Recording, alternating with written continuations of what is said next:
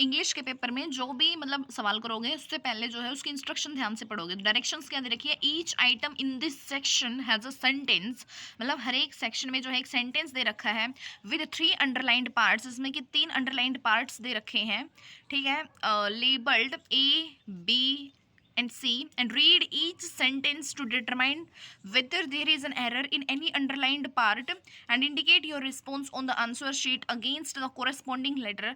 ए part में गलती है या बी पार्ट में एरर है या सी पार्ट में एरर है या फिर कोई भी एरर है ही नहीं सेंटेंस में, डी आएगा।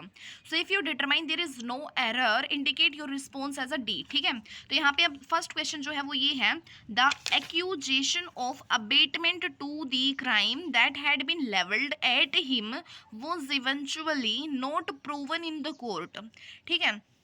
यहाँ पे जो होता है ये A B E T abet का मतलब होता है टू असिस्ट, मतलब कि साथ देना, और अबेट ABATE अबेट का मतलब होता है टू रिड्यूस, कम कर देना, क्या कर देना, कम कर देना। So the accusation of abetment to the crime that had been levelled at him was eventually not proven in court, ठीक है। तो यहाँ पे किसी ने बोला कि the accusation of abetment, to की जगह जो है ऑफ आएगा, इसमें अर्ट में एरर है, तो किसी ने बोला कि that had been levelled at him, इसमें गलती है। तो आप अपनी बुद्धि का इस्तेमाल करते हुए देख लेना कि किसमें जो है एरर है। उसके बाद जो नेक्स्ट है वो क्या है, the unintentional mistakes made by the clerical staff was overlooked by the officer, ठीक है। तो यहाँ पे किसी ने बोला कि अनइंटेंशनल मिस्टेक्स को देखते हुए यहाँ पे जो है वॉज की जगह पे वर आएगा, तो सी पार्ट में एरर है।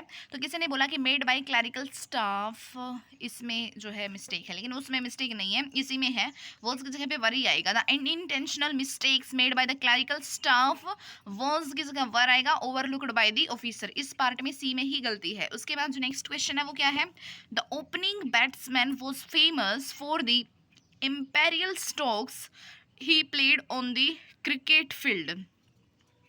इम्पेरियल होता है मैग्निफिशेंट, बहुत विशाल, और ये जो मतलब स्टोक्स होता है ना, STOKES, स्टोक्स का मतलब होता है add fuel to the fire, लेकिन यहाँ पे आएगा क्योंकि ये बैट्समैन और क्रिकेट वगैरह की बात हो रही है, तो क्रिकेट में होता है स्ट्रोक्स, ठीक है, तो ये स्टोक्स की जगह स्ट्रोक्स आएगा।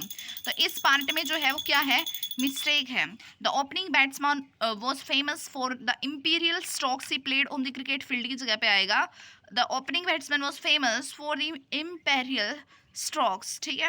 और बाकी जो है आंसर की वगैरह में से मैच किया जाएगा कि क्या ठीक कंसिडर किया उन्होंने और क्या नहीं। उसके बाद नेक्स्ट है वो क्या है, each student was meant to receive N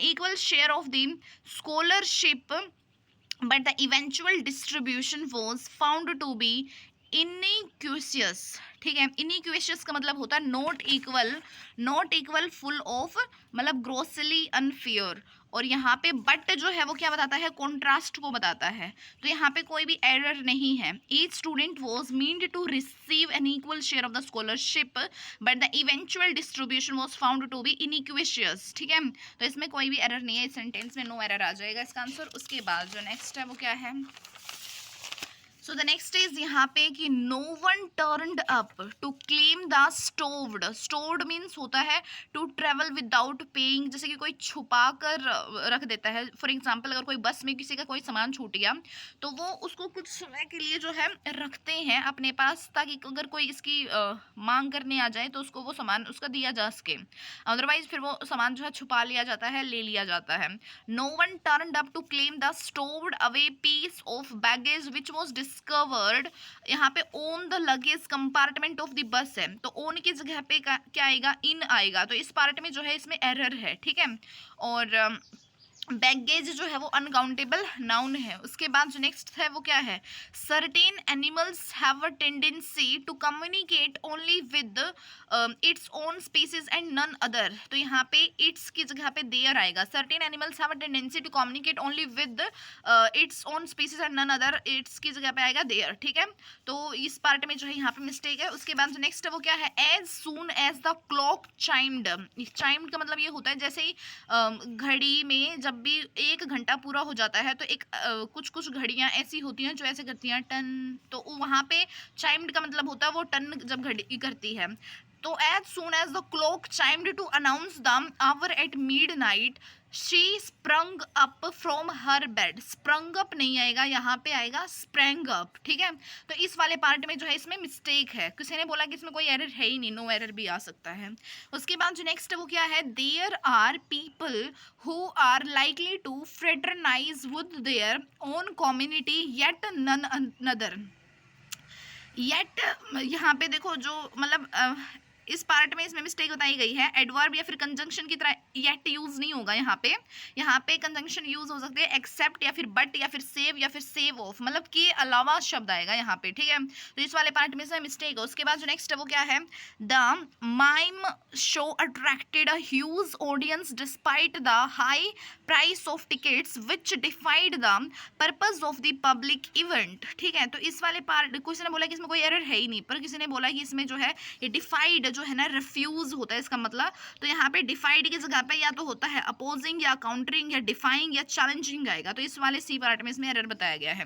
उसके बाद जो नेक्स्ट क्वेश्चन है वो क्या है, he was unable to recall where he had hanged his shirt after returning home from office. Hanged का मतलब होता है फांसी लगाई, लेकिन शर्ट तो फांसी लगा ही नहीं सकती। तो इस पार्ट में इसमें मिस्टेक है, यहाँ पे आएगा हैंग्ड की जगह पे हंग। ये हैंग्ड भी तीसरी ही फॉर्म है वर्ब की और हंग भी वर्ब की तीसरी ही फॉर्म है, लेकिन हैंग्ड का मतलब होता है फांसी लगाना और हंग का मतलब होता है खूंटी पर लटकाना। तो शर्ट जो है वो खूंटी पे लटकेगी, तो यहाँ पे जो है हंग आएगा, क्या आएगा, हंग आएगा। ओके, तो ये थे मतलब एरर छांटने वाले क्वेश्चन।